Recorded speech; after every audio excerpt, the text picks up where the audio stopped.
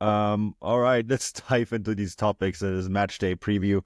And let's put a bow on a contract saga. Joshua Kimmich is set to renew his contract by the time of recording. It was pretty much, like, I understand it's done. They haven't announced it yet. I assume that's going to happen pretty soon. It's a 4-year contract. It is another one of those typical Bayern sagas that we had with all the contract renewals, isn't it, Stefan? Where it went back and forth. Bayern, reportedly withdrawing the contract offer. I know this to be true, although Joshua Kimmich kind of thought of it a little bit different post-game against Leverkusen. He said he never really understood the contract to be withdrawn. I guess, it really came down to Bayern just wanting to have a final decision.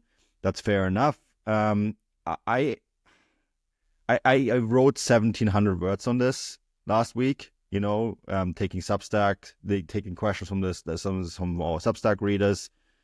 And I do think a lot of what I think about this whole back and forth has been answered there. There's one thing that I don't know if I really added and then I put good context around it, and that's that Bayern Munich is a club of many voices. And what I mean by that is, like, it is this huge corporate institution, right? It's €1 billion revenue now. They are the big in terms of football clubs. They're about as big as it can get. But on the flip side of all of that is that there is still this. It's still run like a family business in many ways, right? And then there's a lot of people that are involved in the decision-making process, involved very high up in the decision-making process. There's a lot of former professional football players that work and are involved in the decision-making process. And all of them in these various levels, whether it's at the very top, in the medium level, in the sporting director roles, they all talk to their favorite journalists and their most favorite reporters, including to myself. And I always feel like that's where a lot of the drama gets generated, Stefan, because it's like the case of whisper post. I'm not quite sure if it's that same term in English, and when you tell someone like something from ear to ear, and like the final Chinese word, whispers. yeah, Chinese whispers, that's the one. And like the final, like everyone has sort of their own version of it. And so you get like 10 different journalists will report 10 different things, and it's not that they're lying or making it up. It's just that that's what they were told from someone who was told from someone else who was told that, and that's also sometimes their own perspectives. And that's what I think, I really wanted to kind of convey this. This is the one thing that makes Bayern Munich such a big discussion point all the time in the media, is that we all have our own individual sources. They all hear their own individual things. They all have their own individual perspectives. And then there's a lot of people that are involved in the decision-making process that, see things very differently. And this is why we have often in these contract discussions and transfer talks, so many different news that don't always overlap with one another. Yeah, it's an entire industry. It really is. It's a circus. And I don't mean Bayern as a circus. I mean, there's a circus that envelops Bayern that feeds off of constant drama, constant attention. We have in our subscriber chat where it's just constant kind of Bayern fans just kind of waking up from dusk till dawn, or dawn till dusk rather, worrying about the latest story, and it's the most minutiae of things. Like you were laughing at someone in the group chat the other day saying they read a report that Pavlovich keeps getting sick because he's some party animal, and then you're like, no, it's because he's got tonsillitis. Like, people just need to chill out about some of this stuff. That's not me pointing that. It's not me saying that to our subscribers. I'm saying the people who write stories need to chill out.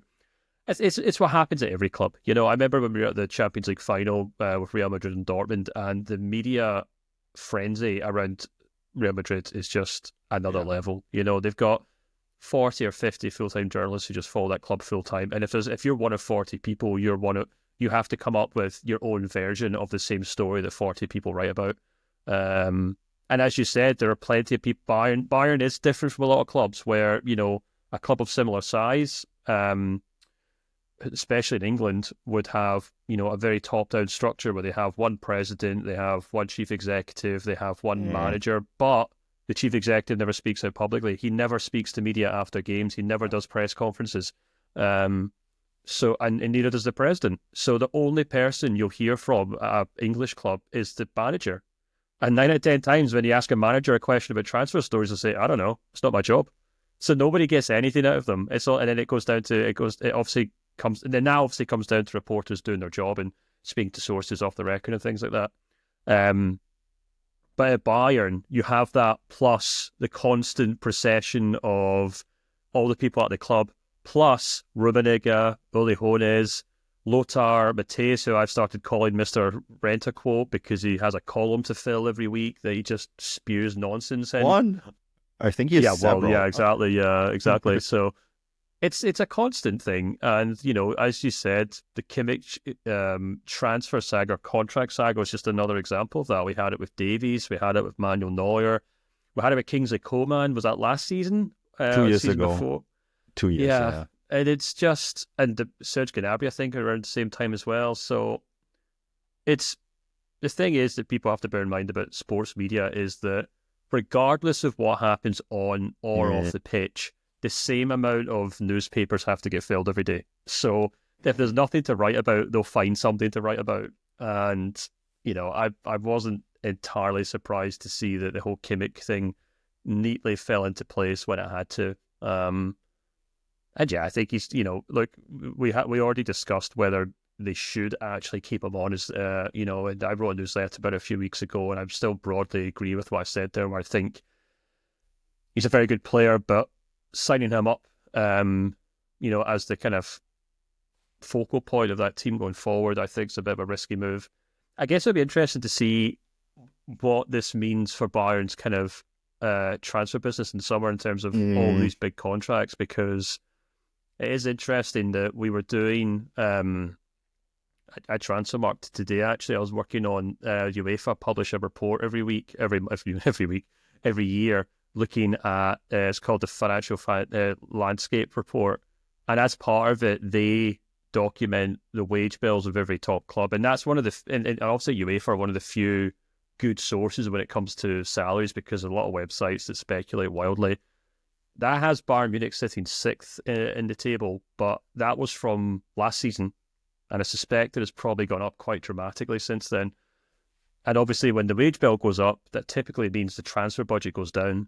So it'll be interesting to see what Bayern do this summer after signing up a lot of these players to big contracts. And I guess we'll have to come back in 12 months' time and see if it was worth all this drama with Kimmich.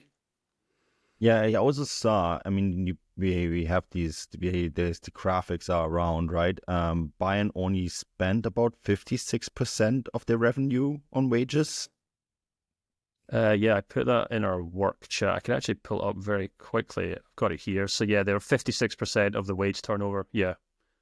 So that's one of the best ones. Yeah. It's Bundesliga average. 56% is about Bundesliga average, which is a little better than any of the other leagues.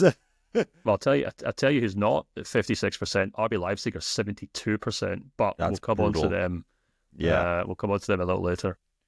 Their revenue is still lacking. It's not as bad as Everton. I think we're 98. Oh yeah, yeah. But I posted on Blue Sky about Aston Villa's being terrible, and I said I don't know how the Aston Villa accountants get to sleep at night. And some guy responded, "It must be an Aston Villa fan." Be like, "Well, it's not as bad as Aston Villa. It's not as bad as Everton's." And I was like, "Yeah, but being slightly better than Everton is just not a golden rule when it comes to financial competence in football. That's a terrible rule to follow." We're only the second worst in the world. Yeah, exactly.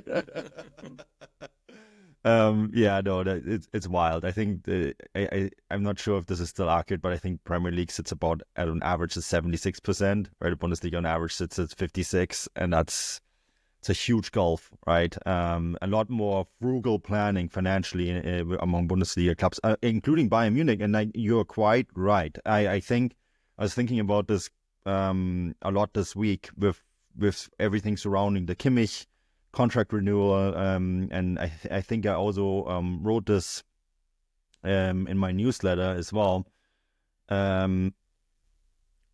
It's going to be really hard for them to add, because these deals were all really expensive. What is it for Fonzie? 125 million to 150 million, the entire package. Jamal is a bit more than that. This Kimmich deal is 4 times 20, so that's 80 million. I don't think there's much of a sign-on bonus, but still, that's a lot of money, right? So I think unless there is some significant subtractions going on this summer, I'm thinking Goretzka, Gnabry, Coman. First of all, you need to find new clubs for them. Coman was linked to Saudi, and he didn't really want to do that.